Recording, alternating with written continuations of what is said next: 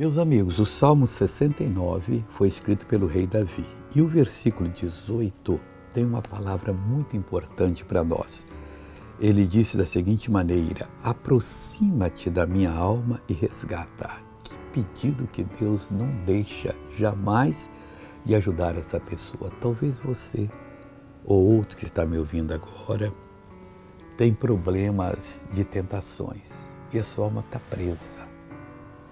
Internet, filmes de madrugada, outras coisas mais. Missionário, não tem gente para mim? Tem. Peça a Deus para aproximar-se da sua alma, porque Ele está distante. Se Ele estivesse perto, você deixou Ele embora com essas coisas. Isso não teria acontecido. E para livrar a sua alma dessa força maligna, Ele diz assim, para resgatar, ela está presa na mão do maligno, livra-me por causa dos meus inimigos. É isso que Deus quer fazer.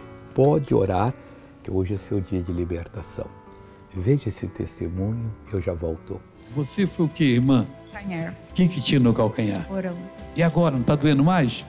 Como é que você estava andando com esse esporão? Eu saí assim. Eu estava sentada, eu saí assim. É assim, é o filho tá aqui. Abre o caminho para ela passar aqui. Passeia bonita agora que o filho também quer ver a senhora passear. Pode andar normal, normal. Aí, pessoal, não tem mais nada. Tem que Jesus lindo que nós temos. Oh, glória a Deus. Amigo, vamos orar agora, Pai. Muita gente está pedindo para o Senhor aproximar-se da alma deles. Muitos. E Deus, para que o Senhor possa resgatá-la. E Deus, eles estão pedindo que o Senhor livre-os também por causa dos inimigos. Ô Pai, faça isso agora. Eu uno a minha fé com a fé dessa pessoa, eu repreendo todo o mal. Eu digo agora, espírito da tentação, você está amarrado, vencido, e saia dessa pessoa, não volte mais, em nome de Jesus.